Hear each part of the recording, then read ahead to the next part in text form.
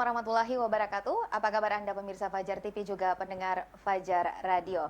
Eksistensi perempuan di parlemen kini sudah tak dapat diragukan lagi. Faktanya kini perempuan semakin mengambil peran dalam berbagai aspek kehidupan.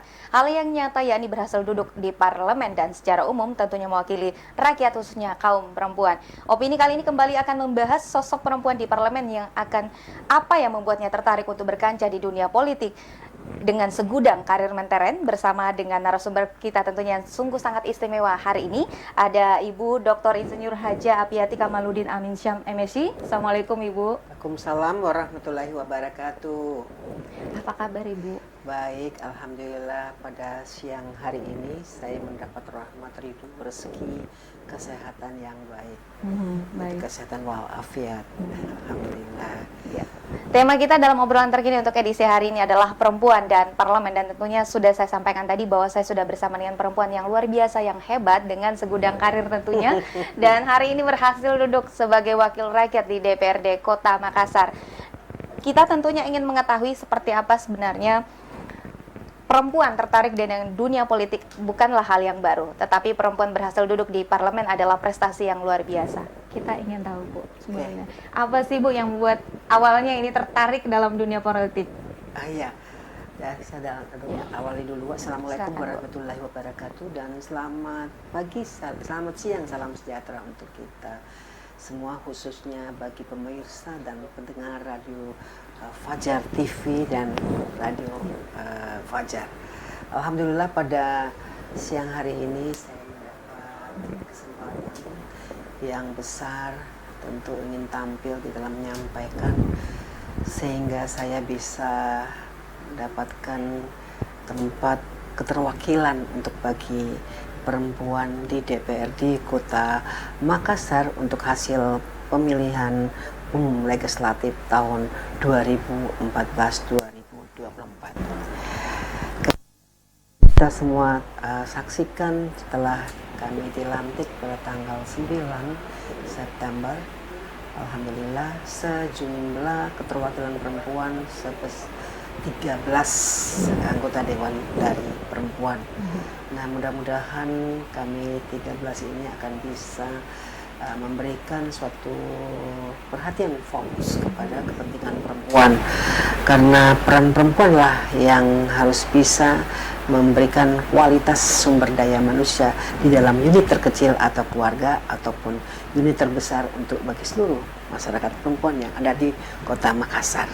Baik Ibu, dan pemirsa juga mendengar sudah melihat dan juga mendengarkan semangat Ibu yang luar biasa mewakili kaum perempuan. Nah, banyak yang bertanya Ibu, ini kan Ibu karirnya luar biasa Bu ya, Ketua PKK Provinsi Sulawesi Selatan di periode masanya, kemudian banyak bergelut di organisasi, kemudian juga birokrasi tulen Bu ya, dan selanjutnya bergelut di dunia pendidikan yang memang sudah tidak dapat tercatat lagi Bu ya, sudah saking banyaknya Bu. Nah, kira-kira apa sih Bu yang membuat Ibu tertarik berpolitik? Begitu banyak yang saya telah nikmati ya. Saya pernah duduk dan jadi pegawai negeri sipil di pemerintah Kota Makassar, dan saya mendapat kesempatan beberapa jabatan yang diberikan kepada saya sehingga saya bisa menikmati semua apa yang saya rasakan pada saat di pemerintahan Kota Makassar. Kemudian yang lain, saya sebagai rektor Universitas Makassar tentu menikmati juga bagaimana memberikan pendidikan kepada orang banyak, kepada mahasiswa dan siswi yang bisa saya berikan kepada mereka. Kemudian ketiga sekarang ini adalah saya menjadi anggota legislatif hasil dari perolehan suara ya 2014 ya, memenuhi persyaratan untuk saya bisa duduk di parlemen atau di DPRD Kota Makassar.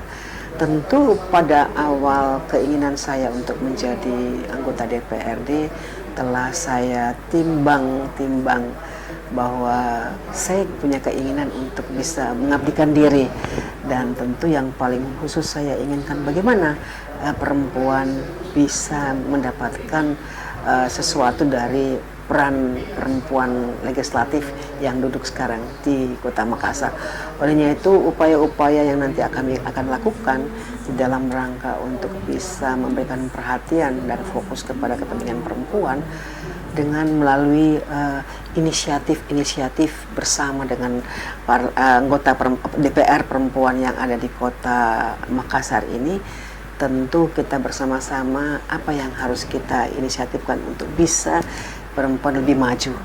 Karena kalau perempuan lebih maju tentu akan bisa mewujudkan keberhasilan unit terkecil itu dalam keluarga untuk meningkatkan kesejahteraan daripada keluarga di mana saja berada di kota Makassar. Olehnya itu mudah-mudahan dengan inisiatif kami dengan bersama-sama pihak pemerintah atau wali kota di dalam menjalankan peran kami sebagai anggota DPR, yaitu sebagai fungsi sebagai legislasi, budgeting, dan pengawasan. Nah, disitulah nanti inisiatif kami sebagai anggota DPR perempuan akan merencanakan agar supaya pihak pemerintah yang bersama-sama nanti memproses di dalam merencanakan program dan tentu bagaimana bisa mendapatkan anggaran pendapatan belanja daerah untuk bisa dibiayai kegiatan untuk kepentingan perempuan.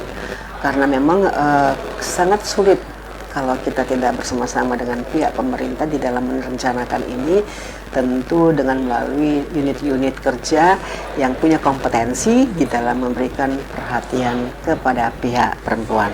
Seperti itu, mudah-mudahan seperti itu. Iya. Jadi semuanya adalah padu padan dengan perempuan yang sangat cerdas tentunya sudah ada ya. Dan itu adalah gambaran dari yang disampaikan oleh masyarakat khususnya di kota Makassar, Ibu. Iya, iya. Pernah tidak Bu terpikir di sebelumnya bahwa ini pertama kali Bu ya? Iya. Langsung terpilih Bu? Iya. Duduk dengan berhasil memperoleh suara yang sangat besar di Dapil 1. Oke.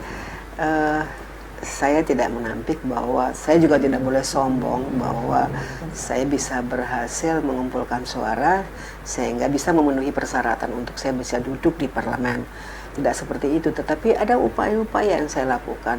Bukan pada saat saya mau duduk di DPRD baru saya melakukan upaya-upaya itu, tetapi saya dari dulu telah melakukan upaya-upaya itu untuk bisa memberikan peran saya sebagai anggota masyarakat dan juga sebagai salah satu pimpinan di organisasi yang saya bangun di kota Makassar ini. Olehnya itu melalui itulah saya lakukan pengabdian saya untuk memberi perhatian kepada masyarakat sehingga masyarakat bisa mengenal saya. Olehnya itu sangat tidak sulit lah pada saat saya kampanye mereka sudah mengenal saya bahwa ibu bukan baru sekarang memberikan atau memberi penyuluhan kepada masyarakat tetapi sudah lama ya.